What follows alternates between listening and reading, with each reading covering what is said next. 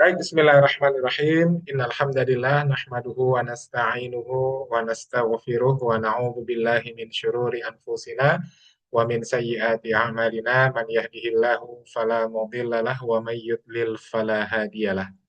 Asyhadu an la ilaha illallah wahdahu la syarikalah wa asyhadu anna Muhammadan abduhu wa rasuluh.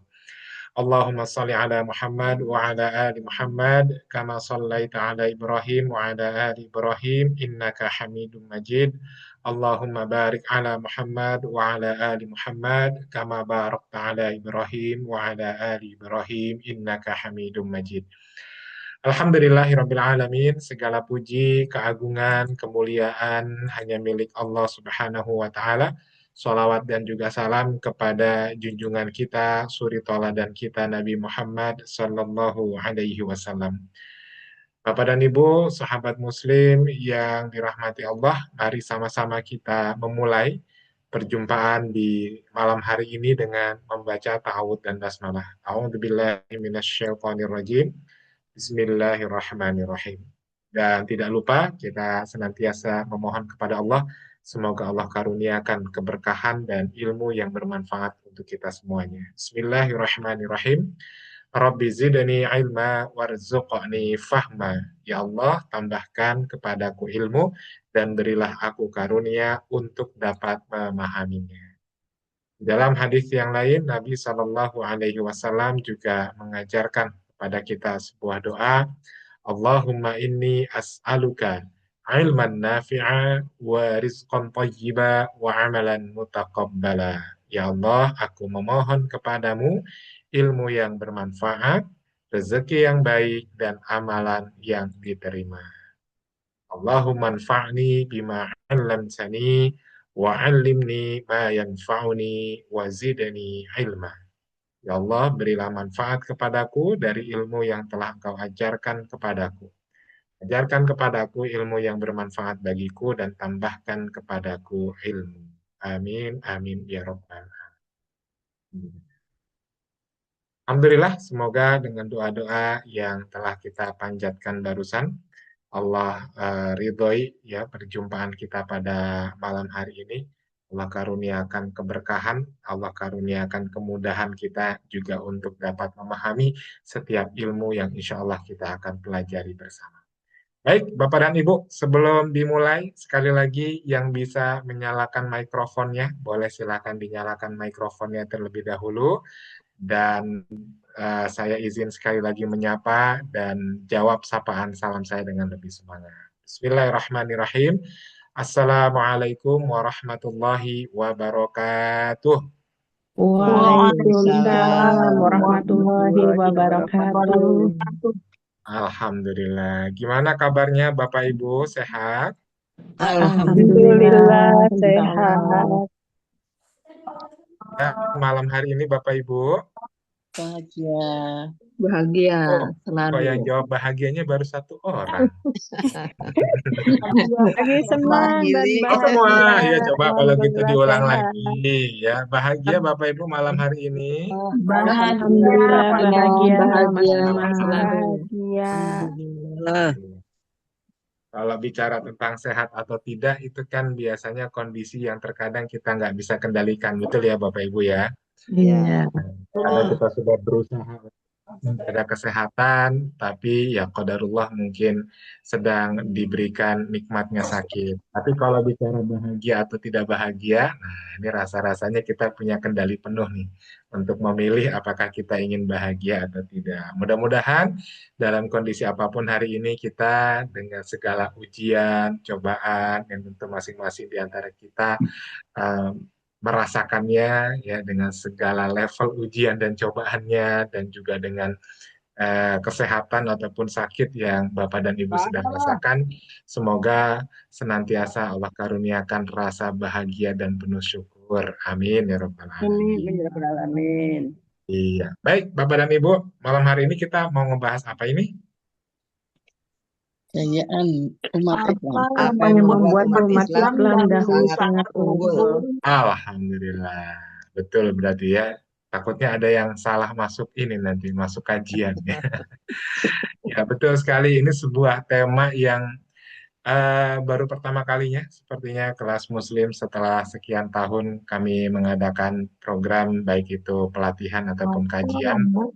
Nah, ini rasa-rasanya adalah tema yang pertama kalinya kita bahas tentang bagaimana kita melihat kejayaan-kejayaan kaum muslimin yang pernah terjadi di masa yang telah lalu, yang kemudian kita bisa ambil pelajarannya untuk juga bisa kita aplikasikan dalam kehidupan kita di masa saat ini.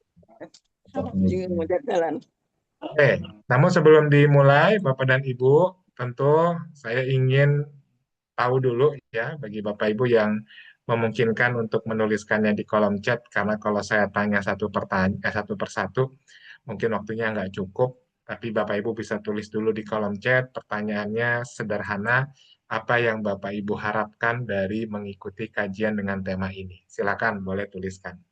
Apa yang Bapak Ibu harapkan atau apa yang Bapak Ibu ingin dapatkan melalui kajian pada malam hari ini. Supaya nanti yang Bapak Ibu tuliskan ini bisa jadi bahan evaluasi buat kami. Oke, boleh tulis dulu di kolom chat. Ya, temanya apa yang membuat umat Islam dahulu sangat unggul. Mendapat ilmu yang belum diketahui, Bu Erni. Oke, Alhamdulillah. Terima kasih, Bu Erni. Silakan, apalagi kira-kira. Kalau kita melihat dari spesifik temanya, membuat umat Islam dahulu sangat unggul. Nah, tentu Bapak Ibu mungkin sudah mulai kebayang gitu ya, atau mulai tertarik dengan tema ini apa nih yang membuat Bapak Ibu merasa kayaknya saya perlu ikut nih kajiannya, temanya menarik. Nah, silakan Bapak Ibu, baru Bu Erni ini yang nulis di kolom chat. Yang lainnya boleh silahkan dituliskan. Sambil menunggu yang Bapak Ibu tuliskan, kami sampaikan bahwa alangkah baiknya apabila Bapak Ibu di dalam mengikuti kajian online ini juga menyiapkan alat tulis atau buku catatan yang nanti bisa mencatat hal-hal penting yang akan disampaikan oleh narasumber kita. Karena tentunya akan banyak pelajaran ya yang bisa atau perlu kita ambil, kita dapatkan dari kajian pada malam hari ini. Silakan Bapak Ibu. Oke. Ada lagi selain Bu Erni? Cuman Bu Erni aja. Oh, baru muncul. Mohon maaf. Ini agak loading di saya ya. Kiat dan cara untuk istiqomah mengimani. Oke, terima kasih Bu Tuti. Kiat dan cara untuk istiqomah mengimani. Oke, bisa diperjelas mungkin lebih bagus Bu. Jadi dalam hal apa nih? Mengimani dalam hal apa? Mengenang sejarah umat Islam zaman dahulu dan apa yang mereka perbuat sehingga umat dahulu unggul. Terima kasih, Ibu Wernita. Nah, tentunya Bapak Ibu, di dalam program kajian pada malam hari ini kita tidak hanya membahas tentang sejarah ya. Jadi ini kita nggak akan belajar sejarah kok ya. Tapi justru kita lebih fokus ke bagaimana mengambil hikmah dan pelajaran-pelajaran berharga yang bisa kita terapkan di kehidupan kita pada masa kini. Seperti itu. Oke. Ada lagi? Cukup? Oke, kalau misalkan ada yang masih menulis, nggak apa-apa dilanjutkan. Namun karena berhubung waktu, kita mungkin mulai saja ya, Bapak Ibu, pembahasan kita pada malam hari ini. Menambah wawasan tentang Islam, tokoh-tokoh Islam dan keunggulannya. Oke, terima kasih Bu Laksmi, insya Allah. Ya. Baik, Bapak dan Ibu yang dirahmati Allah, untuk tema malam hari ini kita akan bersama dengan salah satu narasumber kita. Saat ini beliau sedang meneruskan, bukan meneruskan ya, dari mulai S1 beliau sampai dengan sekarang sedang menyelesaikan tesis beliau.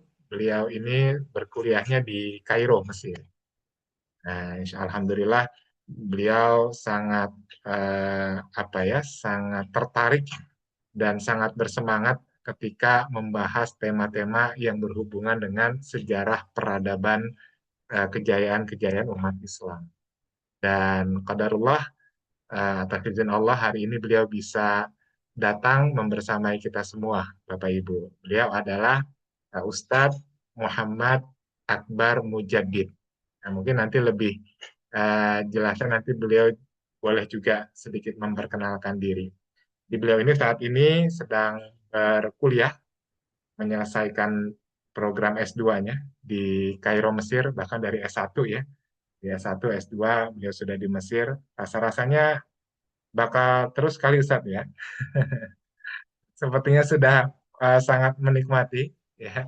Nanti mungkin kita akan jauh berkenalan dengan Ustadz Akbar Mujadid. Namun sebelum dimulai, sekali lagi Bapak Ibu, nanti sekiranya ada pertanyaan Bapak Ibu boleh silahkan dituliskan dulu di kolom chat ya, sebelum ditanyakan langsung ke Ustadz. Jadi nanti kita berikan kesempatan Ustadz untuk menyampaikan materinya secara menyeluruh. Kalau misalkan sampai selesai, nanti masih ada yang ingin ditanyakan, boleh ditanyakan secara langsung. Terus kalaupun nanti misalkan Ustadz mengajak interaksi dua arah, sebagaimana di kelas-kelas sebelumnya, maka Bapak Ibu dipersilakan untuk menyalakan mikrofon supaya kajian ini suasananya tetap hidup. Seperti itu. Baik, kita mulai saja ya Bapak Ibu. Tema kita pada malam hari ini dengan pembahasan apa yang membuat umat Islam dahulu sangat unggul bersama dengan narasumber kita, Ustadz Mujadid Akbar. Kepada Ustadz dipersilahkan. Ada Ustadz. Baik, syukron jazilan Mas Aditya, Masya Allah, barakallahu fikum jami'an. Assalamualaikum warahmatullahi ta'ala wabarakatuh. Waalaikumsalam warahmatullahi wabarakatuh. Masya Allah, tadi saya mau nanya bagaimana kabar-kabar Bapak dan Ibu sekalian, tapi udah ditanyakan tadi ya. Sehat semua kita malam hari ini ya. Alhamdulillah. Alhamdulillah sehat. Alhamdulillah. Ya, semoga yang sakit atau ada sedikit tidak enak badan, Allah angkat penyakitnya. Dan apa yang kita bahas malam hari ini bisa mengobati rasa sakit tersebut, insya Allah. Ya, baik sakit mental ataupun sakit fisik, ya, apapun itu, insya Allah Allah angkat secepatnya penyakitnya. Amin ya rabbal alamin. Dan tentunya menjadi kafarat baginya ya. Baik, saya senang sekali bisa bertatap muka meskipun secara virtual ya. Meskipun muka-mukanya pada off cam di sini, tidak masalah. Tapi kerasa hadirnya ya karena antusiasme Bapak dan Ibu sekalian, jadi saya tergerak untuk mengisi kajian malam hari ini, bahkan mungkin untuk kajian-kajian Jumat malam selanjutnya ya. Semoga Allah senantiasa melimpahkan keberkahan kita ya, keberkahan bagi kita ya dalam pertemuan kita kali ini dan juga pertemuan-pertemuan berikutnya ya. Mari kita buka hati dan pikiran kita untuk ngobrol santai namun bermakna ya pada malam hari ini. Begitu. Tadi sebagaimana Mas Aditya atau Ustadz Aditya ya, Hafizahullah jelaskan, benar saya dari S1 di Mesir, bahkan kalau boleh saya em, apa panjangkan gitu ininya, apa riwayat pendidikan saya di Mesir. Bahkan saya ini dari SMP di Mesir. Begitu saya dikirim oleh orang tua itu waktu usia SMA, namun karena saat itu belum punya ijazah SMA karena masih kelas 2 SMA begitu ya. Sehingga harus ngulang SMP di Mesir. Begitu ya, total hampir 12 tahun di Mesir bahkan lebih begitu ya. Alhamdulillah saya sudah memiliki antusiasme yang besar kepada sejarah gitu ya, meskipun tidak ada kualifikasi sejarah dalam pendidikan formal saya begitu. Saya dalam bidang usul fikih dan dari fikih juga fikih Syafi'i, dan sekarang sedang menempuh master dalam usul fikih. Mohon doanya agar bisa cepat selesai dan bisa pulang ke Indonesia setelah sekian lama insya Allah. Baik, kemudian saya langsung mau bertanya saja nih kepada Bapak dan Ibu sekalian. Pernah nggak kita merasa tinggal di sebuah rumah tua gitu ya? Rumah tuanya megah, tapi kita keluar, kita masuk ke rumah tersebut. Tapi suatu saat kita ingin masuk, kita sendiri lupa di mana kunci utamanya. Begitu. Kalaupun nggak pernah merasa demikian, kita bayangkan gitu ya. Bayangkan kita merasa kita tinggal di rumah besar dan megah begitu ya. Suatu hari kita mau masuk ke rumah tersebut, kita lupa mana kuncinya. Nah, gitu ya. Jadi kita tahu kan ya, kakek nenek kita terdahulu di zaman abad pertengahan, umat ini, bangsa umat Islam ini ya. Kita tahu mereka dulu orang yang hebat. Kita baca sejarahnya ya. Penemu penemu apa namanya kompas, penemu optik, penemu semua bidang-bidang sains dan teknologi itu kita bisa lacak pertama kali yang mempeloporinya adalah ulama Islam. Nah, gitu. Jadi kita tahu mereka ini orang hebat. Tapi hari ini justru kita merasa seperti tamu di rumah sendiri. Nah, itulah gambaran umat Islam sekarang. Kita menikmati teknologi, menikmati sains, menikmati perkembangan zaman yang kalau kita ingin lacak sejarahnya, itu awal pemelopornya adalah generasi-generasi awal Islam. Begitu. Nah, malam ini insya Allah kita tidak hanya sekedar bernostalgia, ya, tapi kita akan mencari kembali kunci yang hilang itu. Ya, meskipun sebenarnya jawabannya akan secara berkala kita di pertemuan-pertemuan selanjutnya. Nah, izin saya ingin share screen begitu ya di sini ya. Nah, inilah judul dari pertemuan kita. Judulnya sebuah pertanyaan begitu. Mengapa peradaban Islam memimpin dunia? Dulu ya, dulu. Kenapa memimpin dunia? Mari kita membedah blueprint kejayaan untuk kebangkitan umat Islam di masa sekarang, di masa depan gitu ya. Jadi kenapa bisa kita dulu memimpin dan kenapa sekarang kita seolah tertinggal ya. Mari kita buka lembaran ini ya dengan niat tulus untuk masa depan, untuk anak cucu kita, untuk generasi setelah kita begitu ya. Nah, Bapak dan Ibu sekalian, azakumullahu jami'an wa rahimakumullah. Mari kita berpusing diri dulu sekarang ya dengan data-data dan statistika yang sebenarnya menyayat hati begitu. Mari kita lihat data terbaru terhadap realitas kemunduran umat Islam sekarang ya. Dari berbagai macam bidang. Contoh dari bidang inovasi dalam peringkat global ya. Dalam peringkat global yang namanya indeks investasi kaum muslimin itu terendah.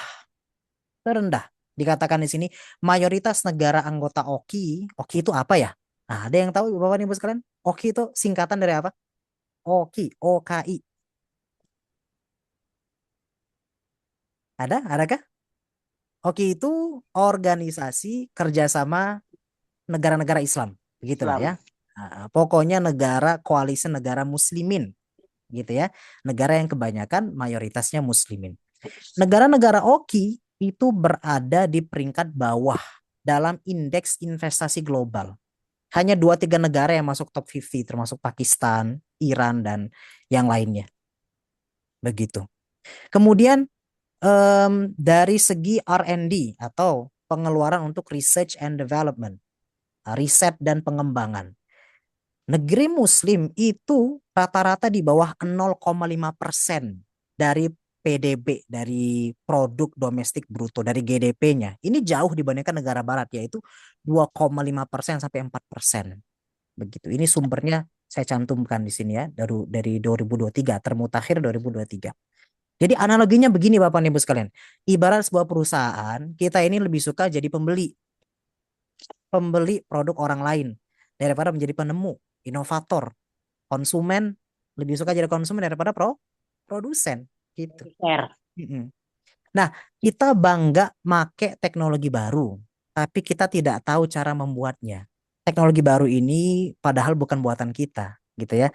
Padahal kan Allah Subhanahu wa taala berfirman, khairun nasi Rasulullah alaihi wasallam bersabda, khairun nasi anfa'uhum linnas. Khairun nas anfa'uhum linnas. Sabda Nabi alaihi wasallam bagi manusia lain. Nah, itu. Bagaimana kita tidak punya lagi mentality ini? Gitu ya. Kita tidak merasa, udah riset dan development nggak usah sebanyak itu. Ya kan ya. Ini dampaknya luar biasa Bapak dan Ibu sekalian ya. Dampaknya luar biasa. Kita jadi tergantung pada teknologi impor dan rendah sekali daya saing industri kita. Rendah sekali. Begitu. Di antara faktor-faktor lain. Ya kan. Ini baru satu bidang. Sains dan teknologi. Ya. Hikmahnya apa? Jadi kita tidak bisa berharap menjadi pemimpin dunia jika mentalitas umat zaman sekarang adalah menjadi konsumen. Kemandirian ekonomi itu dimulai dari menghargai usaha dan karya kita sendiri. Mulai berkarya. Dan faktanya zaman sekarang kita tidak banyak karya. Kenapa? Karena ada yang namanya kesenjangan edukasi dan stabilitas politik di antara yang lain ya. Begitu. Apa itu kesenjangan edukasi? Kita pernah mendengar ya Ibu dan Bapak sekalian ya. Kesenjangan sosial, kesenjangan ekonomi finansial begitu ya.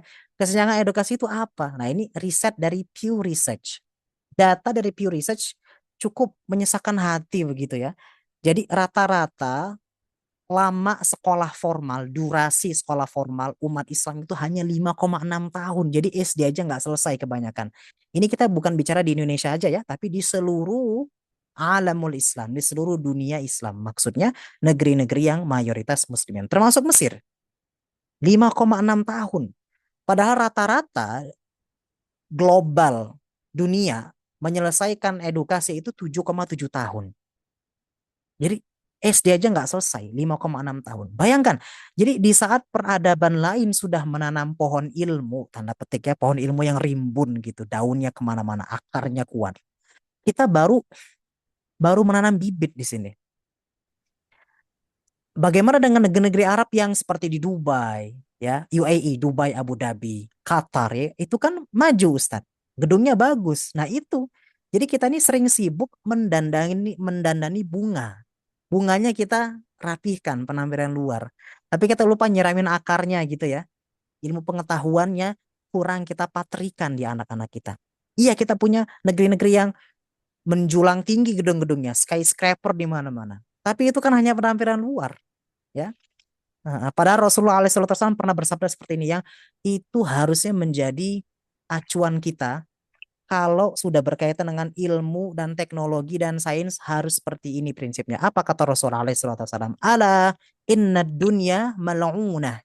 Mal'unun ma fiha. Tak bukan dunia itu terlaknat. Wah, bayangkan, ngeri itu. Terlaknat dan juga mal'unun ma fiha. Terlaknat juga apa yang di dalamnya. Masya Allah. Ngeri itu.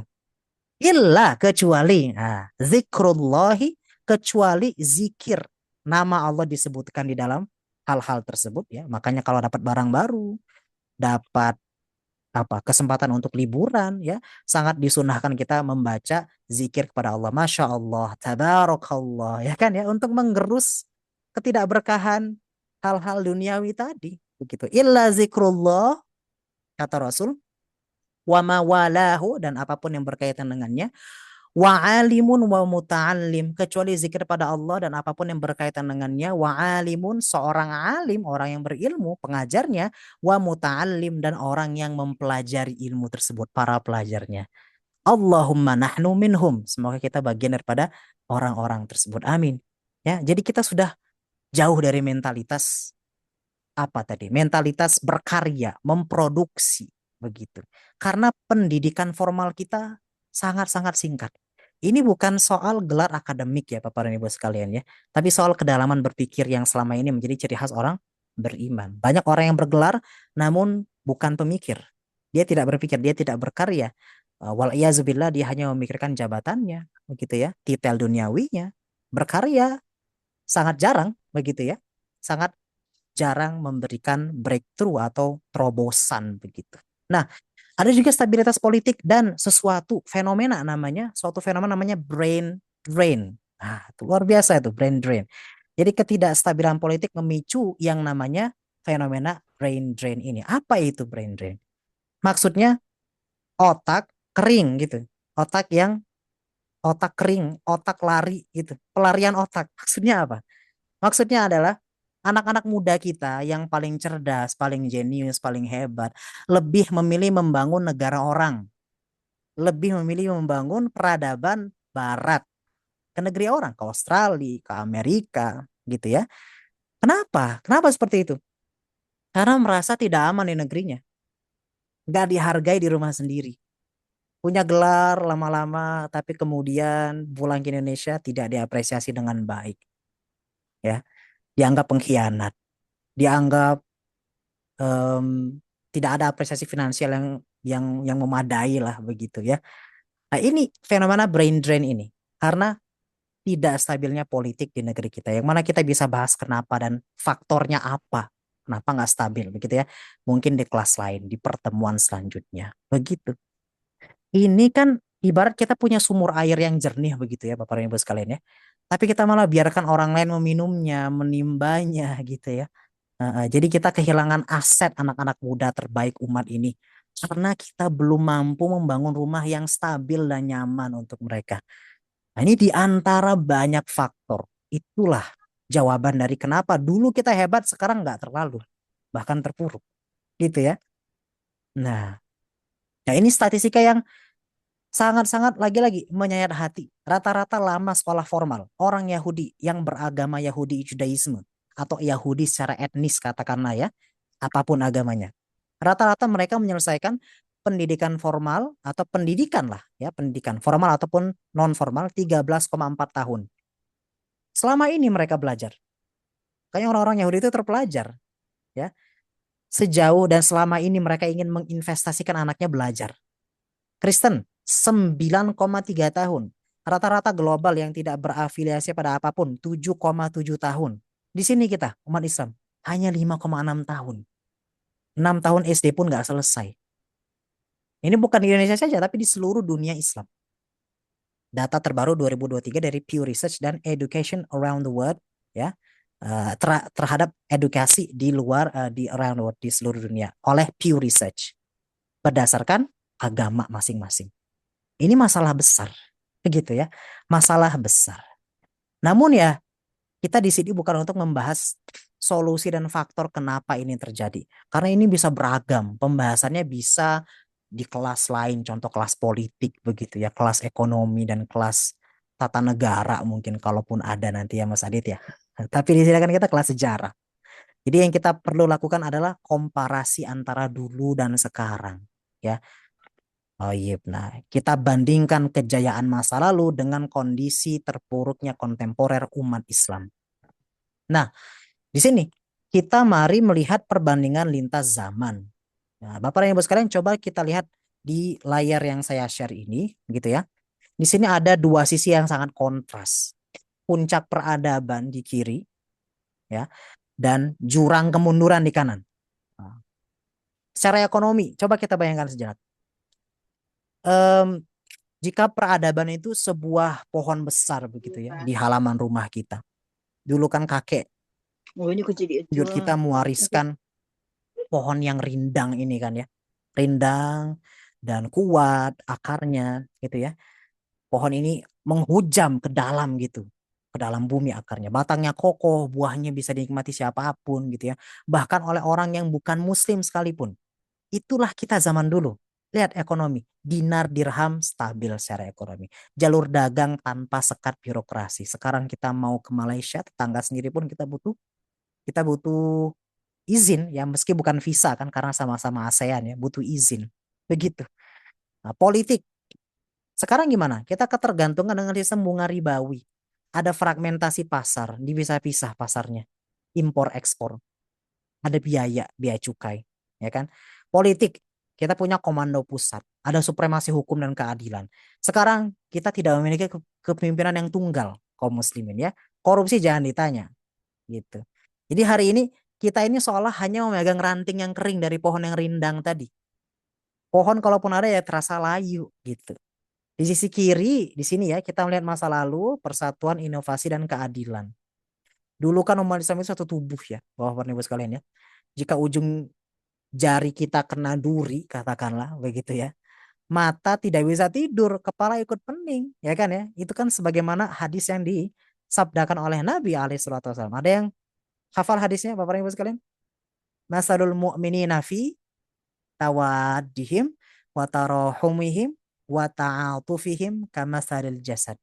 Perumpamaan muslimin dalam rahmat mereka, saling simpati mereka seperti satu tubuh ya. Satu tubuh sakit tada'asa irul jasadi bisahri wal humma. Anggota tubuh lain merasa harus mengerang kesakitan juga dan humma, merasa demam dan gak bisa tidur, sahar, begadang. Itu mentality kita zaman dulu, ya. Heeh. Kita bukan cuma rajin di masjid, tapi kita juga zaman dulu mengajari dunia cara mengobati penyakit, cara menghitung bintang, ilmu astronomi, ya kan ya. Ini rahasia kejayaan kita. Kita menyatukan antara iman di hati dan ilmu di kepala. Begitu, ya. Orang zaman dulu, umat kita zaman dulu, umat Islam di kekhilafahan zaman dulu itu menerapkan apa yang jadi janji Allah di firman Allah. Kuntum, a'udzubillahi minasyaitonirrajim, kuntum, ada yang hafal? Khaira ummatin. Nah, ukhrijat linnas ta'muruna bil ma'ruf wa tanhauna 'anil munkar. Kamu itu umat terbaik, dilahirkan untuk manusia. Karena kamu menyuruh yang ma'ruf, mencegah yang mungkar, dan beriman kepada Allah. Nah, itulah salah satu jawabannya Bapak Ibu sekalian, ya. Kita mulai tidak peduli satu sama lain. Karena tidak melakukan amar ma'ruf nahi mungkar. Allah berfirman, kamu umat terbaik yang dilahirkan ke manusia, ukhrijat linnas. Karena apa? Ta'muruna bil ma'ruf, kalian saling ingatkan kebaikan. Kalian saling ingatkan keburukan kalau dilakukan. Jangan lakukan, begitu ya. Nah, itulah kita zaman dulu. Ya kan? Dari segi ilmu, lihat. Kita punya yang namanya Darul Hikmah di Baghdad. Darul Hikmah isinya muslimin muslimat terpelajar bersama-sama riset ilmiah.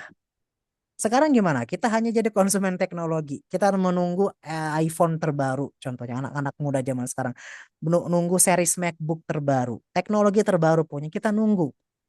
Bukannya kita merasa harus investasi dan kita jadi pelopor. Bukan. Militer jangan ditanya. Kekuatan kita deteren zaman dulu. Ya kan ya?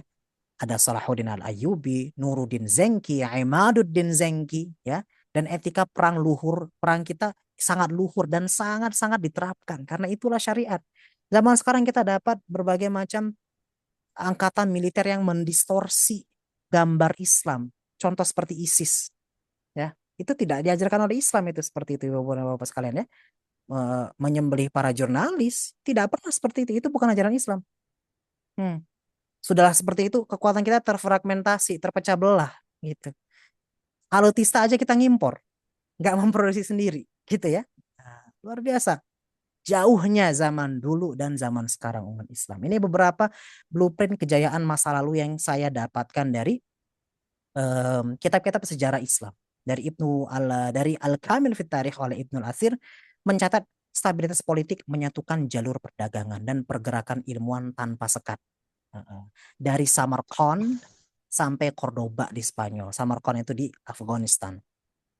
Kemudian tradisi literasi yang masif. Ibnu Nadim di kitabnya Al-Fihris mendokumentasi ribuan judul buku di Baghdad abad ke-10. Bukti nyata terbangunnya karakter learning society. Kita ini masyarakat pembelajar dulu. Kita harus ikut dan kita harus bawa mentality ini ke sekarang, ya, ke zaman abad 21 sekarang. Dari segi integritas kepemimpinan seperti apa?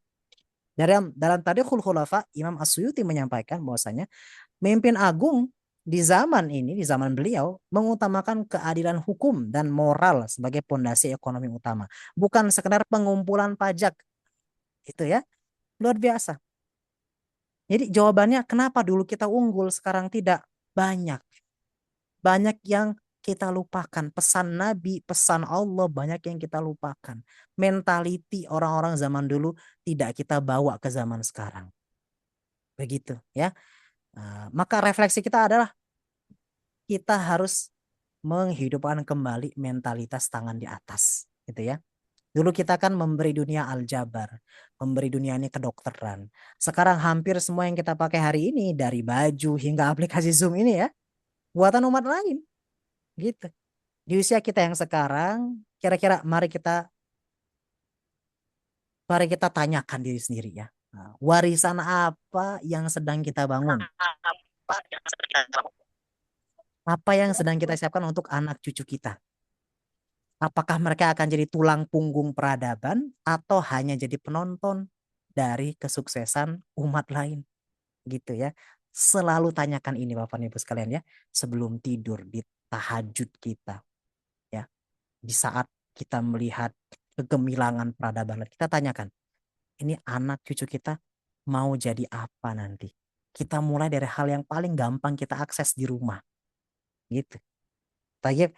Nah, ini dari saya. Mari kita mengaudit perhatian keluarga kita. Karena pertanyaannya tadi kan ya apa? Pertanyaannya, kita mau meninggalkan warisan apa untuk generasi setelah kita? Mari kita audit, mari kita pastikan keluarga kita ini kebanyakan perhatian besarnya apa.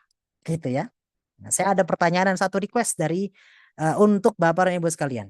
Silakan tulis di kolom komentar atau di obrolan ya, kolom chat ini. Atau langsung dijawab juga boleh. Sebutkan satu objek atau satu aplikasi digital di rumah yang paling banyak menyita waktu keluarga dalam sehari. Coba silakan Bapak Ibu sekalian. Apa? Sebut satu aja. TikTok misal. Kalau saya mulai dari, kalau saya banyak ya. TV misalkan. TV. Kalau saya TV, objek. Ada yang di chat WA, IG, ya. TV, benar sama tuh Bu Tuti. Bu Hani WA dan IG. Dua ya. Berarti device-nya HP lah begitu ya. Ada lagi baru dua yang jawab. Baru Ibu Hani dan Ibu Tuti. Ada lagi? Satu objek atau satu aplikasi. Aplikasi digital ya. Ada lagi? TikTok, ada TikTok. Instagram ya, IG sudah. Facebook, Oji. Facebook. Pak Fikri, iya. WA juga. Terlepas dari apa yang kita baca ya Bapak-Bapak dan Ibu sekalian ya. Misalkan kita ada yang berargumen lah, tapi kan yang saya lihat di WA itu ini kajian Ustadz bagus. Maksudnya hal yang bermanfaat begitu ya. Terlepas itu. Zoom juga termasuk ya. Menyita waktu. Terlepas baik dan buruknya. Kita katakan aplikasi apapun. Nah gitu ya. Melihat status WA berarti ya Pak Habib ya. Baik, Masya Allah. Nah gitu. Kita sudah sadar seenggaknya apa yang mendistraksi perhatian kita. Ya. Jadi semua kejayaan terdahulu ini tidak terjadi begitu saja. Sebagaimana juga kemunduran yang kita rasakan di abad 21 sekarang ya. Tidak terjadi satu malam, enggak terjadi begitu saja. Ada resep yang hilang gitu ya. Jadi ibarat seorang ibu atau ibu-ibu ini yang suka masak ya, punya resep masakan turun-menurun gitu. Ya. Terus diwariskan kepada anak-anaknya. Anak-anaknya yang sekarang masak, cucu-cucunya yang sekarang masak. Tapi ketika dirasakan orang lain, kayak hambar gitu masakannya. Kayak ada bumbu rahasia yang lupa dimasukkan. Nah, itulah umat Islam sekarang. Ya, itulah umat Islam sekarang. Kita ini lebih sering mengonsumsi konten daripada jadi pembuat konten. Saya bukan minta Bapak dan Ibu sekalian jadi influencer, jadi konten kreator, enggak gitu juga ya. Tapi kalaupun mau silakan ahlan, baik ya, asalkan isinya baik dan bisa dipertanggungjawabkan keilmiahannya begitu ya. Tapi ada kaidah besar yang kita lupa. Kaidah ini yang Allah jadikan, yang Allah firmankan di Al-Quran. Apa kata Allah? A'udzubillahi minasyaitonirrajim. Bismillahirrahmanirrahim. Innallaha la yughayyiru ma biqaumin hatta yughayyiru ma bi anfusihim.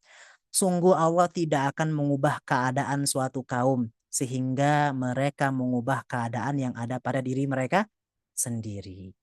Nah, jadi kita ini harus sadar apa yang membuat kita terdistraksi. Minimal itu dulu ya. Nah, maka dari itu coba kita tanya semua aplikasi yang tadi mendistraksi atau menyita perhatian kita ya. Gitu. Apakah ini hasil dari orang atau karya orang, aplikasi IG, HP yang dibuat, begitu ya? Apakah ini semua hasil dari para pembuat teknologi tersebut maksud saya ya? Apakah mereka itu ingin kita berubah gitu maksudnya? Apakah mereka ini ingin kita jadi orang yang lebih baik begitu? Atau hanya agar kita menjadi pasar mereka yang konstan begitu? Nah, coba tuh tanya tuh. Semua yang kita nikmati tadi, IG, HP, TV, Netflix beberapa mungkin ya. Mulai yazubillah Facebook ya kan ya. Coba kita tanya. Semua hiburan tanpa henti yang kita nikmati ini ya. hedonis ala kapitalisme ini ya. Ini kira-kira dibuat untuk kebaikan kita atau untuk kebaikan mereka. Nah, itu. Coba Bapak Ibu sekalian. Semua yang tadi kita nikmati dibuat untuk kebaikan kita atau untuk kebaikan mereka. Kalau kita timbang ya, tentunya untuk kebaikan mereka, lebih banyak untuk kebaikan mereka. Meskipun banyak sekali kebaikan yang kita untuk mereka ya Bu Tuti ya. Banyak sekali kebaikan yang bisa kita dapatkan dari media-media tadi. Kita jadi tahu, kita bisa jadi dapat akses ke ceramah-ceramah Pak Ustadz, ya kan ya. Namun tetap semua hal ini kan jadi seperti hiburan tanpa henti. Kita ini hanya jadi pasar bagi mereka. Kita dibuat sibuk dengan hal-hal yang tidak penting, ya kan? Agar kita lupa bahwa misi kita ini jadi khalifah di muka bumi. Allah kan mengingatkan alhaakumut takasur hatta zurtumul maqabir, gitu ya. Bermegah-megahan telah buat kalian lalai sampailah kalian menziarahi kuburan sampai meninggal, gitu maksudnya ya. Nah, sekarang ya Bapak sekalian ya, kita ingin membahas sedikit saja blueprint sejarah arsitektur peradaban, yaitu Salahuddin Al-Ayyubi ya. Jadi semua yang kita bahas tadi sebenarnya tenang saja Ibu Bapak sekalian ya, tenang saja, azakumullahu jami'an. Sejarah ini bukan untuk kita ratapi tapi untuk dipelajari polanya. Jika ada yang baik kita lanjutkan, jika ada yang buruk kita tinggalkan, begitu ya. Jika blueprint ada yang rusak, jika blueprint yang kita punya ada yang rusak, maka pasti ada blueprint yang asli. Ada blueprint yang asli yang benar, yang membuat orang umat zaman Islam terdahulu itu unggul dan sekarang enggak, gitu ya. Nah, sekarang mari kita intip sedikit aja rahasia bagaimana mereka dulu bisa membalikkan keadaan. Ada pola rahasia di sini. Nah, di depan Bapak-bapak Ibu sekalian ada timeline, ada garis waktu di sini. Tayyib. Ini sebuah perjalanan panjang seorang pahlawan yang kita selalu sebut namanya. Tapi kita kebanyakan nggak tahu strateginya apa. Ya. Seringkali kan kita hanya mengingat puncaknya di sini. Ini puncaknya nih.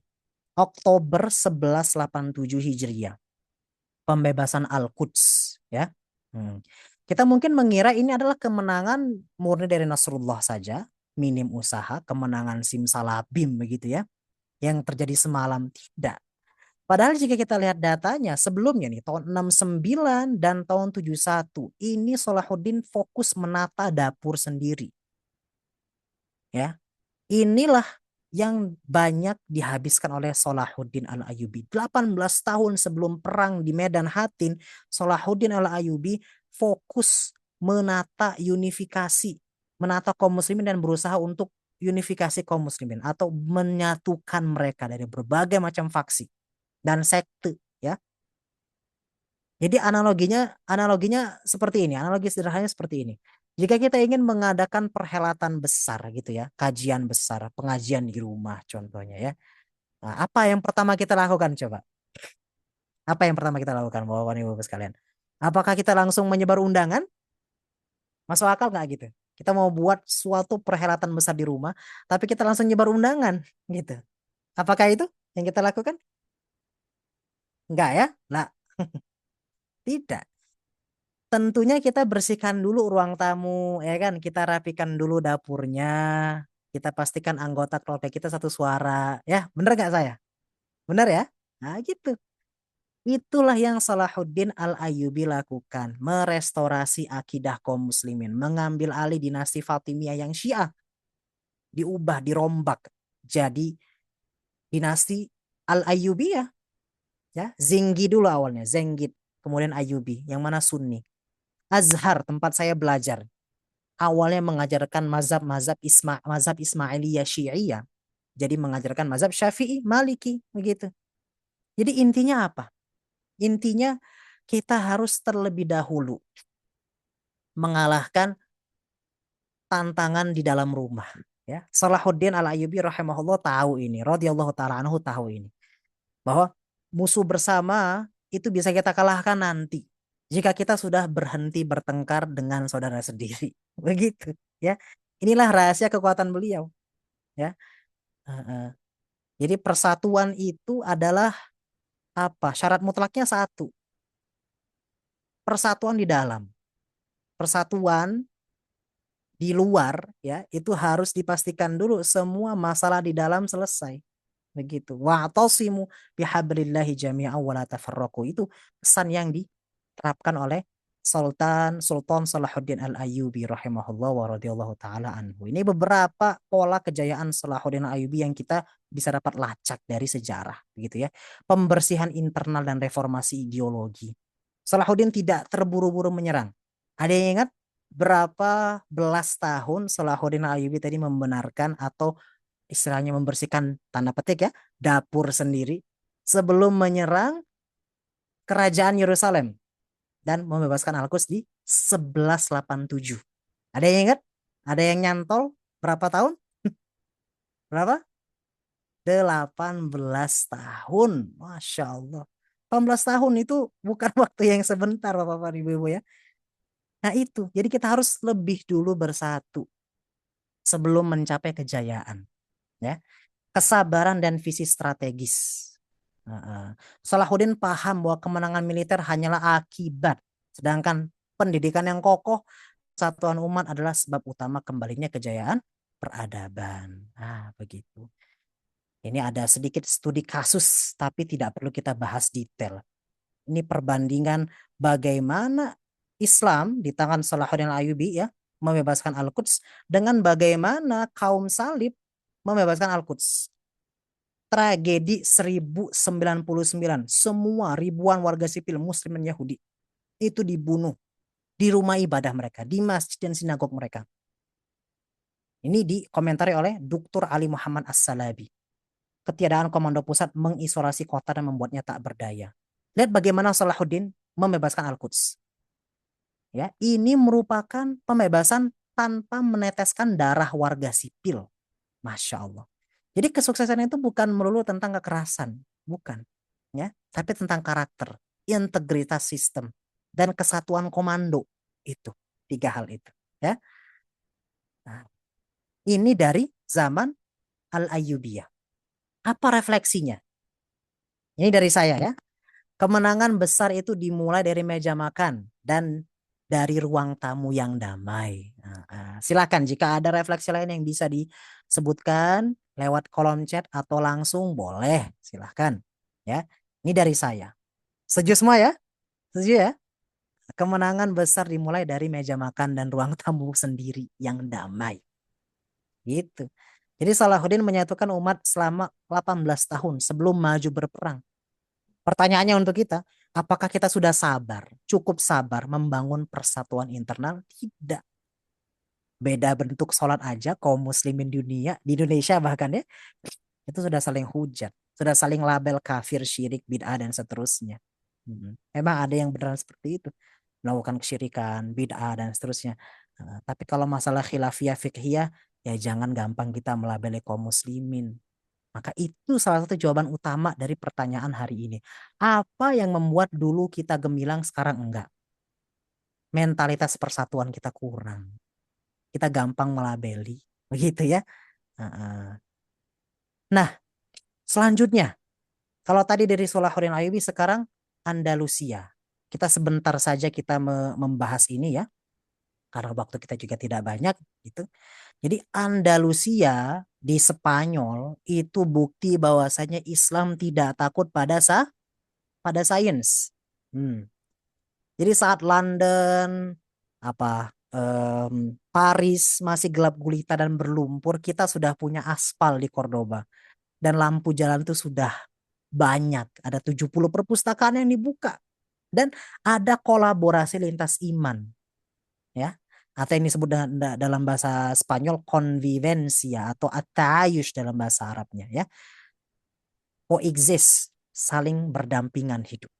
Yang menghargai kompetensi ilmuwan di atas segalanya. Ada open meritokrasi.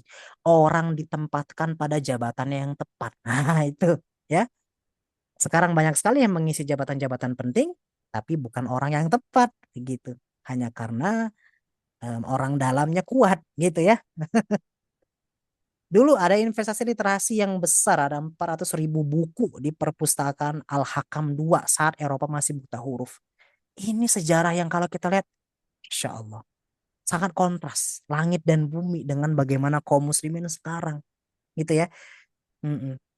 Jadi ada satu sistem Bapak dan Ibu sekalian ya, satu sistem pendidikan di Andalusia yang membuat anak usia 12 tahun sudah menguasai kedokteran dan filsafat. Penasaran kita apa sistemnya? Kita simpan untuk pertemuan berikutnya nanti ya. Insya Allah Rabbil Alamin. Jadi pada akhirnya Andalusia juga jatuh. Nah gitu ya. Tapi dikatakan oleh Dr. Raghib Sirjani, seorang sejarawan Mesir, beliau mengatakan dalam kitab beliau Al-Andalus minal fathi ila sukut, bahwasanya Andalusia jatuh bukan karena kekurangan ilmu, tapi karena mulai lunturnya persatuan dan gaya hidup yang mewah, dan mulai munculnya gaya hidup mewah gitu, yang melupakan blueprint perjuangan. Jadi walaupun kita punya semuanya seperti di Andalus, kita tetap harus hati-hati. Ini semua akan hilang cepat. Bagaimanapun kita harus harus membesarkan porsi iman bagaimanapun ya. Yang kehilangan di Andalusia, kehilangan lebih besar aspek duniawi daripada ukhrawinya, kehilangan dimensi ruhnya, dimensi ruh, dimensi rohaninya kurang. Itu menurut Dr. Raghib As-Sirjani. Begitu. Maka refleksi kita dari Andalusia tadi apa? Budaya ilmu bermula dari lingkungan yang terdekat. Ya, coba nanti pesan saya, ya, karena habis melihat di Cordoba ini ya, di Cordoba rumah-rumah memiliki perpustakaan pribadi. Sebelum London punya lampu jalan. Jika cucu-cucu anak-anak kita bertamu ke rumah besok, ya, misalkan ya, apakah mereka akan melihat rumah yang merayakan ilmu, penuh buku, diskusi ilmiah dan karya gitu ya, atau rumah yang hanya merayakan hiburan, gadget, TV dan gosip ya. Mari kita mulai dari hal yang gampang kita akses. Lagi-lagi pesan saya, bagaimana dulu kita gemilang dan sekarang enggak? Banyak faktornya. Tapi mari kita fokus pada apa yang gampang kita akses, keluarga kita sendiri, ya kan, anak dan cucu kita sendiri, begitu. Kalau sudah mulai menggosipkan orang lain ya kita stop, jangan ngomongin orang lain. Ayo ngomongin dalil apa, kayak dalil A, B, C, D, begitu. Apa hukumnya A, apa hukumnya B, begitu. Nggak tahu, ayo kita nonton sama-sama Ustadz A, gitu ya. Nah, ini yang namanya merayakan ilmu, begitu. Bukan merayakan hiburan saja. Meskipun hiburan boleh, ya. Namanya ngumpul sama keluarga kan pastinya mau senang-senang ya, gitu. Tapi jangan sekedar berhenti di sana, begitu. Nah, dari semua tadi Bapak Ibu sekalian ya, azzakumullahu jami'an. Dari yang negatif ataupun yang positif, ada 3 poin yang kita bisa dapatkan. Kalau kita kerja, kita harus profesional. Loh, dari mana kita dapat itu? Dari pekerjaan, dari apa yang Salahuddin Al-Ayyubi lakukan kepada internal muslimin, itqan, ya. Kejayaan itu dibangun dari mental melakukan yang terbaik dalam profesi apapun. Karena Rasul alaihi salatu wasallam berfirman, "Innallaha yuhibbu idza amila ahadukum amalan ayyutqinahu." Nah, sesungguhnya Allah mencintai jika kalian bekerja pekerjaannya itqan. Apa itu itqan? Profesional, sempurna, bagus gitu ya. Itu yang bisa kita terapkan. Lagi-lagi itu hal yang paling gampang kita akses gitu ya. Keluarga itu pilar, itu yang bisa kita dapatkan. Terbukti para ibu-ibu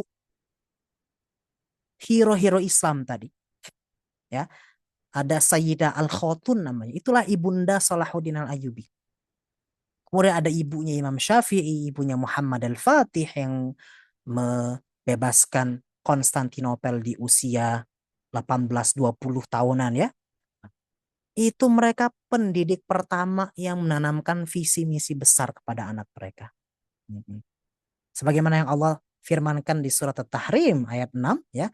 Ya a'udzubillahi minasyaitonirrajim. Ya ayyuhalladzina amanu qu anfusakum wa ahlikum naro. Peliharalah dirimu dan keluargamu dari api neraka. Bagaimana cara kita memelihara mereka dari api neraka?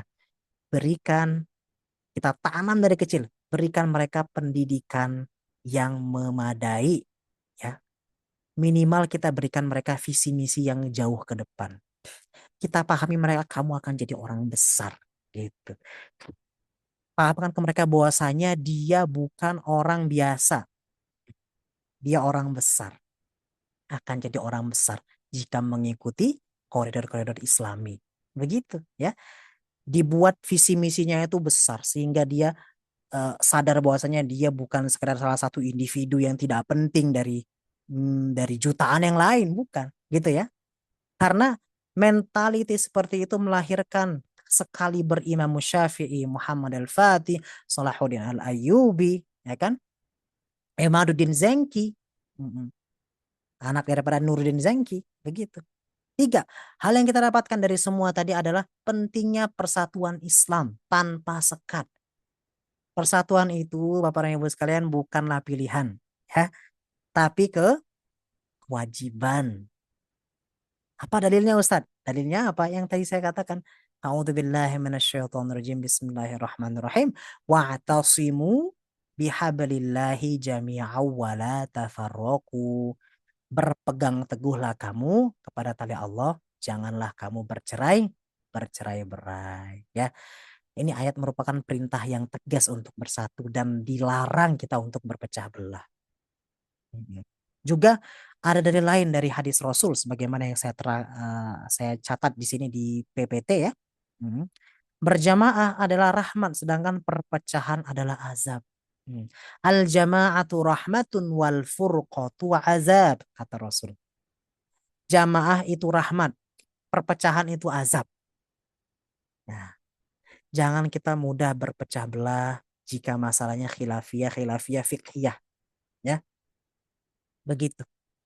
Sejarah mencatat umat ini, Bapak-bapak Ibu sekalian ya, tidak pernah jatuh karena kekuatan musuh. Kekuatan musuh yang besar begitu, tidak. Bahkan Baghdad yang jatuh oleh Mongol itu bukan karena kurangnya militer atau buruknya infrastruktur Baghdad, bukan. Ya, kita jatuh melainkan karena kita yang mulai terpecah di dalam. Maka marilah kita kembali menjadi satu tubuh untuk menjaga masa depan generasi-generasi masa depan kita, gitu ya. Maka dari itu kita sampai sekarang harus punya mentality mewariskan bukan sekedar harta kepada anak-anak kita, tapi juga mewariskan DNA ilmu, gitu ya. Baik. Maka dari itu yang semua yang kita bahas pada malam hari ini ya, hanya saya bisa katakan 5% lah dari rahasia besar kenapa generasi Islam awal-awal gemilang dan sekarang enggak. Hanya 5% gitu. Nah, detail sisanya akan kita bahas di Jumat-Jumat malam selanjutnya ya. Kita ibarat melihat istana begitu Bapak dan Ibu sekalian. Kita baru melihat gerbangnya. Gerbangnya juga mewah gitu ya. Nah, masih banyak rahasia besar yang bisa kita ungkap saat kita masuk ke istana tersebut. Bagaimana sistem ekonomi Islam tanpa riba membuat stabil dunia? Kok bisa? Sekarang aja kalau kita nggak ngambil riba di bank rasanya kayak ya dari mana dong bisa banknya untung? Ya dari mana saya mau beli rumah gitu ya. Tapi dulu kita bisa stabil. Kok bisa gitu ya? Bagaimana kurikulum pendidikan masa lalu itu melahirkan ulama yang sekaligus ilmuwan. Ulama agama ilmuwan. Luar biasa. Ya. Pertanyaannya kok bisa Salahuddin Ayyubi dulu menyatukan jutaan orang hanya dengan satu seruan. Al-Quds. Kita berkali-kali ngomong Al-Quds Palestina. Nggak menemukan resonansi. Nggak kunjung bersatu. Ya, kenapa bisa anak muda Andalusia dulu sudah bisa jadi dokter di usia belasan tahun? Ya, jawabannya kan bukan sekedar karena mereka rajin belajar ya Bapak Ibu sekalian ya. Nah, ada metode rahasia. Bagaimana mereka mendidik mentalitas anak-anak mereka agar nggak menjadi penonton peradaban, tapi pelaku peradaban. Begitu ya. Nah, semua kunci dan blueprint tersebut akan kita bedah satu persatu insya Allah di program intensif di Jumat-Jumat malam selanjutnya. Insya Allah Rabbil Alamin. Begitu ya. Nah, silahkan jika ada, oh ya, saya kembalikan kepada Mas Adit. Silahkan Mas Adit. Masya Allah. Barakallahu fikum jami'an wa jazakumullahu kala khairin atas perhatiannya. Wassalamualaikum warahmatullahi wabarakatuh. Waalaikumsalam warahmatullahi wabarakatuh. Alhamdulillahirrabbilalamin. Insyaallah syukran jazakallah khairan kahiran. Terima kasih banyak Ustadz atas apa ilmu yang telah disampaikan, atas penyampaian dari Ustadz Mujadid Akbar, sesuatu yang sangat berharga pada malam hari ini kita telah dapatkan ya Bapak dan Ibu, bahwa apa yang disampaikan tadi tidak hanya sekedar menambah wawasan, tapi juga mudah-mudahan membuka cara pandang kita hari ini, bahwa kejayaan Islam di masa lalu itu tidak lahir begitu saja, melainkan sesuatu yang dibangun melalui proses yang panjang dan perbaikan dari dalam diri. Sebagaimana tadi kita lihat kisah dari Sultan Salahuddin Al-Ayyubi. Nah, Bapak dan Ibu yang dirahmati Allah, maka hari ini pertanyaannya adalah bagi kita nih Bapak Ibu yang mungkin sekarang sudah punya anak, sudah punya cucu, maka apa yang kita akan wariskan kepada anak cucu kita kelak? Dan bagi kita yang masih muda nih, apakah kita juga akan mengambil peran dalam menyambut kebangkitan Islam berikutnya? Yang tentunya kita harus meyakini bahwa kebangkitan Islam itu akan datang kembali. Namun pertanyaannya apakah kita dan anak cucu kita akan menjadi bagian di dalamnya atau hanya sekedar menjadi penonton. Karena itulah insya Allah mulai pekan depan Bapak Ibu kami membuka sebuah program baru. Ini yang untuk pertama kalinya kami mengadakan di kelas Muslim. Yang bertema yaitu rahasia kejayaan peradaban Islam. Nah, inilah tema yang insya Allah kita akan perdalam Bapak dan Ibu ya. Tema ini, sebentar saya coba cek. Sudah muncul ya Bapak Ibu ya? Karena di saya belum muncul. Oke. Di saya sudah, Mas. Alhamdulillah. Sudah ya, Alhamdulillah. Terima kasih Ustadz.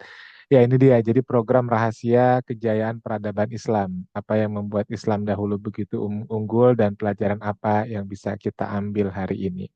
Jadi program ini kurang lebih akan berlangsung selama 4 bulan. Walaupun saya yakin 4 bulan ini saja sebenarnya tidak cukup ya Ustadz. Untuk kita bisa betul-betul membedah, mempelajari bagaimana kejayaan Islam itu bisa terjadi. Namun dalam program 4 bulan ini melalui pertemuan Zoom rutin, yaitu setiap hari Jumat malam seperti hari ini, ya rasa-rasanya seperti hari ini ya Jumat malam. Jadi seminggu sekali selama 4 bulan dan tidak hanya itu, nanti ada grup WhatsApp juga yang khusus kami buat untuk juga menyertakan konten-konten tambahan yang menjadi penguat dari materi yang telah disampaikan oleh Ustadz Mujadid Akbar di dalam sesi Zoom-nya. Agar apa? Agar kita benar-benar belajar dan menjadi bagian dari usaha kita membangun kembali peradaban Islam di kemudian hari. Dan tentunya adanya program ini bukan sekedar ingin tahu bagaimana sejarah kebangkitan Islam dulu, tapi lebih dari itu, seperti yang tadi disampaikan Ustadz, kita mencoba menarik hikmah pelajaran yang kita bisa juga aplikasikan di kehidupan kita hari ini. Nggak usah jauh-jauh, mulai dari diri sendiri, kemudian dari lingkungan keluarga kita, dari anak kita, dari cucu kita mulai bangkitkan semangat itu, hingga kemudian mudah-mudahan kelak anak keturunan kita, atau bahkan mungkin kita sendiri nih, bagi yang masih muda, yang akan menjadi pelaku dari bangkitnya kejayaan Islam di masa yang akan datang. Nah, bagi Bapak dan Ibu yang merasa ini penting untuk menjadi penguat diri sekaligus oleh-oleh warisan buat anak cucu kita kelak, tidak hanya sekedar pemahaman agama, tapi warisan ilmu pengetahuan, warisan semangat, ya bagaimana kita nanti bisa menceritakan ke anak cucu tentang kejayaan-kejayaan kaum muslimin di masa lalu yang menjadi penyemangat anak cucu kita untuk masa depannya, maka program ini sangat cocok untuk Bapak dan Ibu bisa ikuti.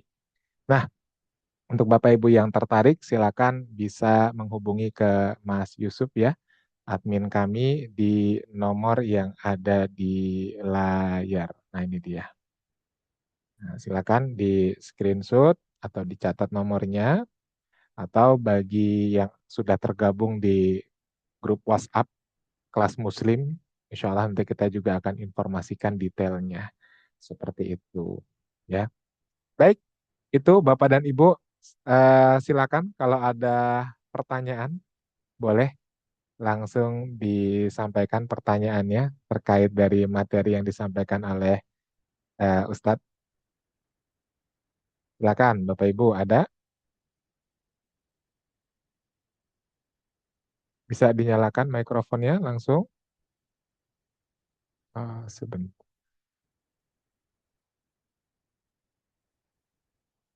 Oke.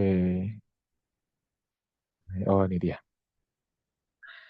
Oke, tidak ada pertanyaan, Bapak Ibu, terkait materi yang disampaikan? Cukup. Oke, Alhamdulillah. Kalau memang sudah tidak ada pertanyaan terkait materi ini, nanti kalau Bapak Ibu mau menyaksikan kembali rekamannya, Bapak Ibu nanti bisa saksikan di channel YouTube kami di Kelas Muslim. Oh, ada nih ya. Oh, oke.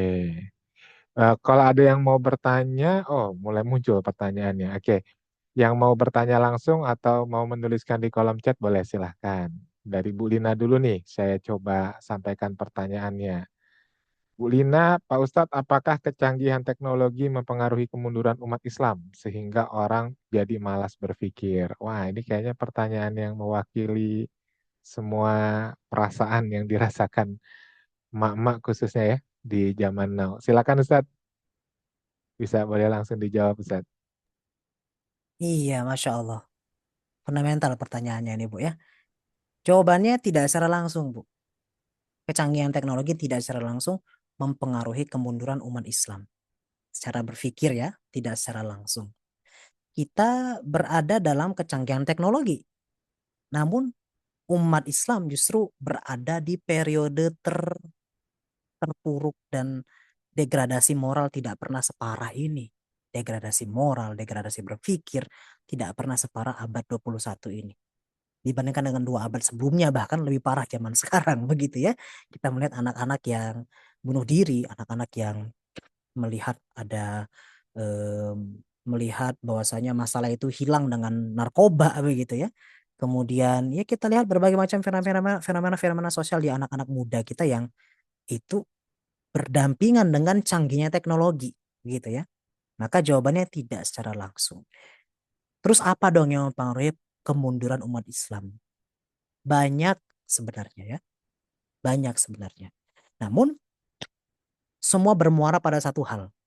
Ketiadaan sistem Islam. Ya Bu ya. Ketiadaan sistem Islam. Ketiadaan peraturan Islam dalam kehidupan. Islam itu tidak aplikatif zaman sekarang. Kecuali kalau udah ibadah, nikah, Islami. Ya. Kalau sudah pidana, ya nggak apa-apalah catut dikit yang lain gitu ya. Kalau sudah masalah menyelesaikan masyarakat, ya nggak apa-apa deh nyontoh barat sedikit. Nah itu ketiadaan sistem yang ketiadaan integrasi sistem.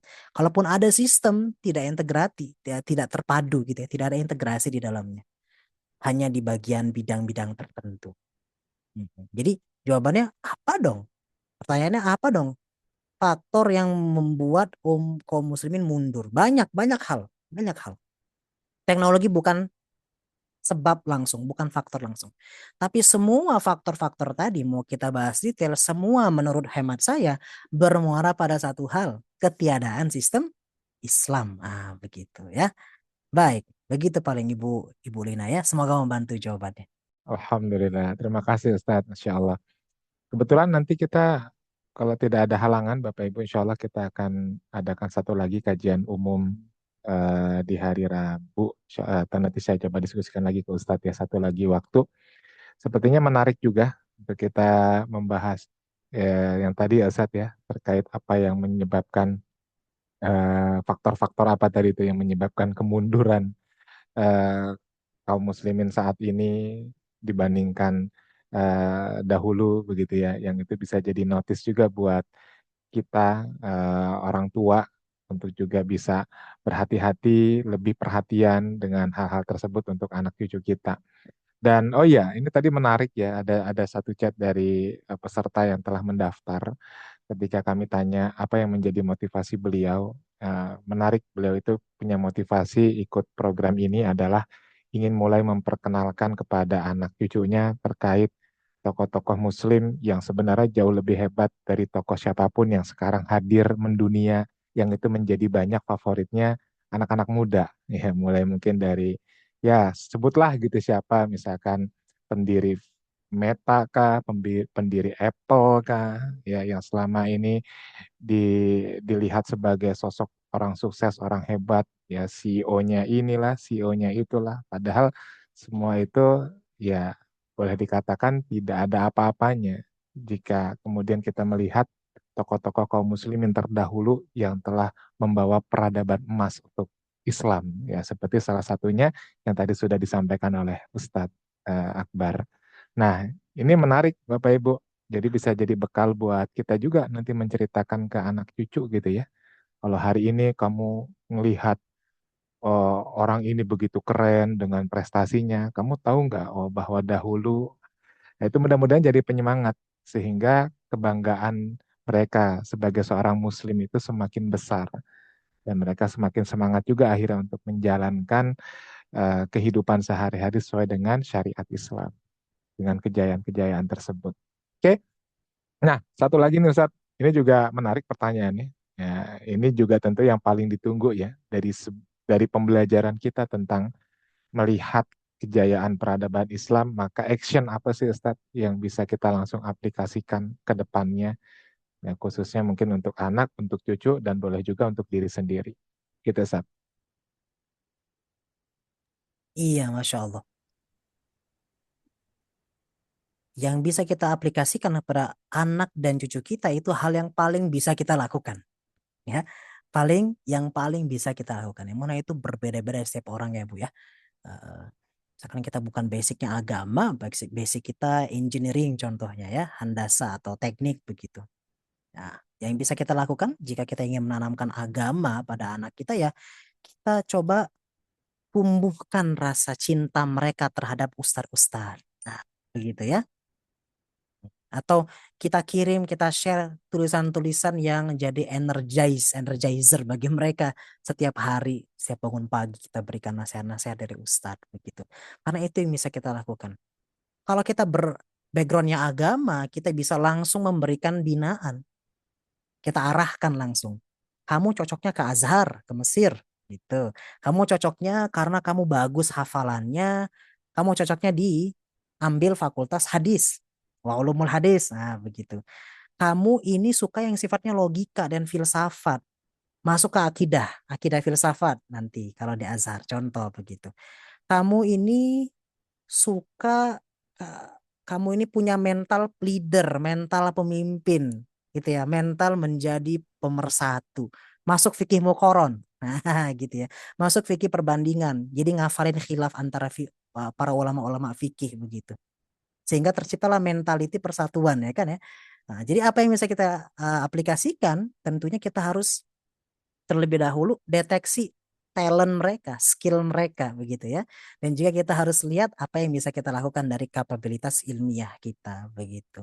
Intinya kita jangan hanya wariskan harta tapi wariskan DNA ilmu gitu ya. Allah kan berfirman, A'udzubillahi minasyaitonirrajim wal yakhshalladzina law taraku min khalfihim dzurriyyatan di'afan khafu alaihim. Hendaklah kalian orang-orang Islam maksudnya mukminin ya takut kepada Allah. Takut apa? Takut meninggalkan anak kalian di belakang kalian dalam keadaan dhi'afa, dalam keadaan lemah gitu. Khaufu alaihim, lemah sehingga kalian khawatir, cemas terhadap kesejahteraan mereka, cemas terhadap iman mereka. Jangan sampai begitu ya. Nah, begitu. Jadi wariskan harta, wariskan juga DNA ilmu dengan mendeteksi talent mereka. Jadi kita seperti jadi pendeteksi talent lah begitu. Dan kita juga harus sadar kapabilitas kita. Kalau tidak bisa kita tumbuhkan cinta pada ustadz-ustadz. Kalau kita punya background agama, kita bimbing langsung. Nah, begitu paling Bu ya.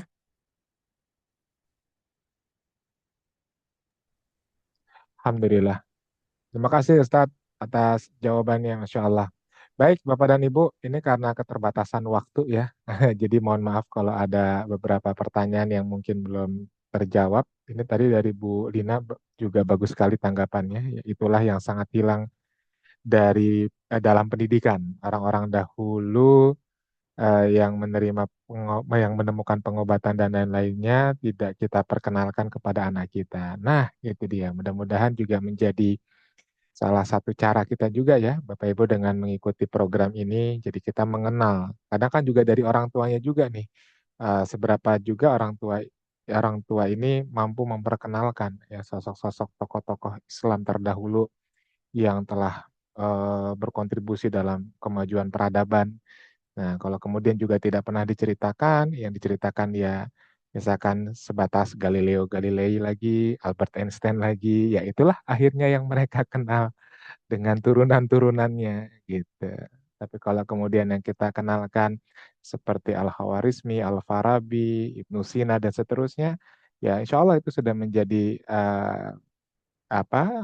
akar mula kecintaan mereka terhadap ilmuwan-ilmuwan Islam sekaligus kecintaan mereka untuk terus memperdalam ilmu pengetahuan dari sudut pandang Islam juga tentunya. Nah, oke, terakhir Ustadz, mungkin ini merangkum pertanyaan dari ibu-ibu juga tadi. Sebenarnya ada juga yang bertanya tadi, mungkin masuknya ke chat privat. Kalau kita melihat bagaimana Ustadz kan punya kesukaan ya dengan membahas tentang peradaban Islam. Sampai kemudian Ustadz juga punya kesungguhan belajar menempuh pendidikan hingga ke Kairo.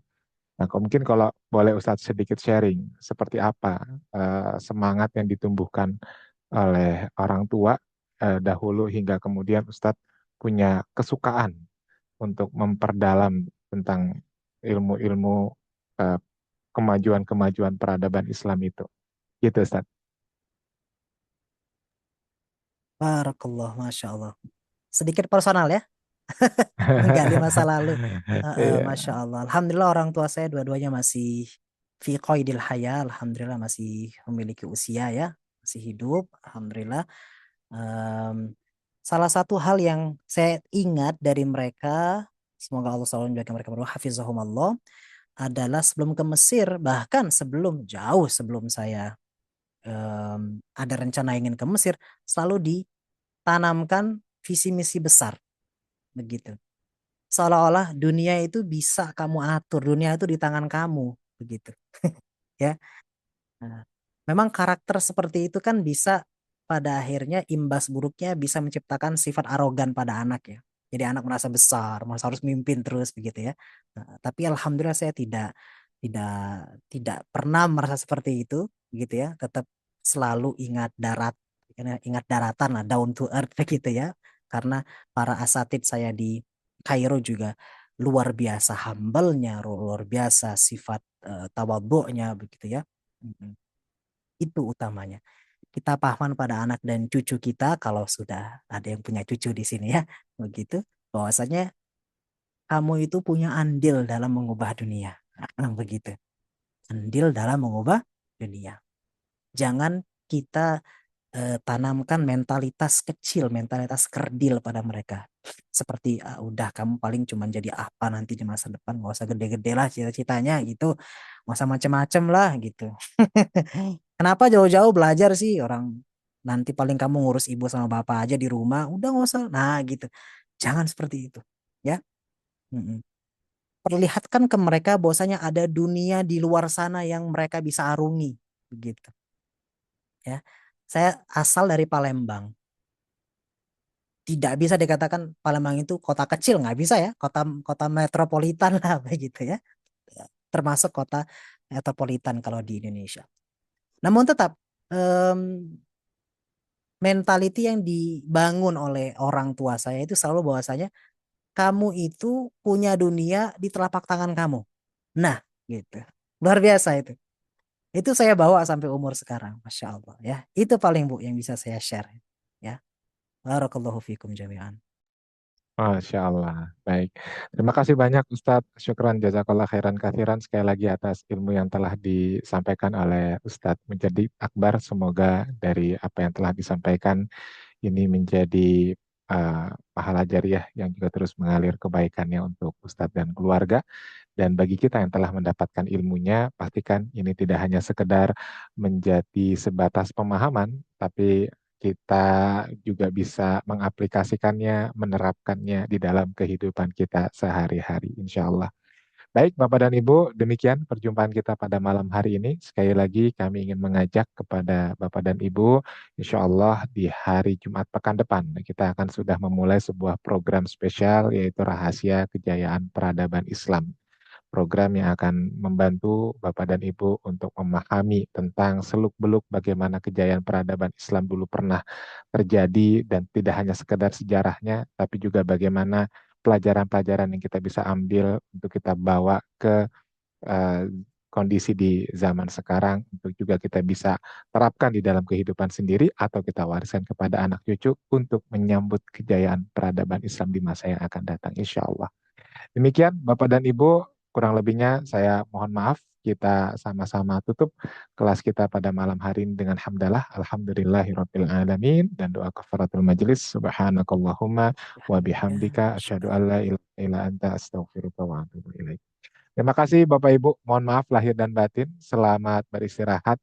Sampai jumpa insya Allah di kelas-kelas berikutnya. Wassalamualaikum warahmatullahi wabarakatuh. Waalaikumsalam warahmatullahi wabarakatuh. Terima kasih banyak Ustaz. Pak Terima kasih Bapak Ibu. Terima kasih Mas Kemal. Allah Hafiz. Terima kasih.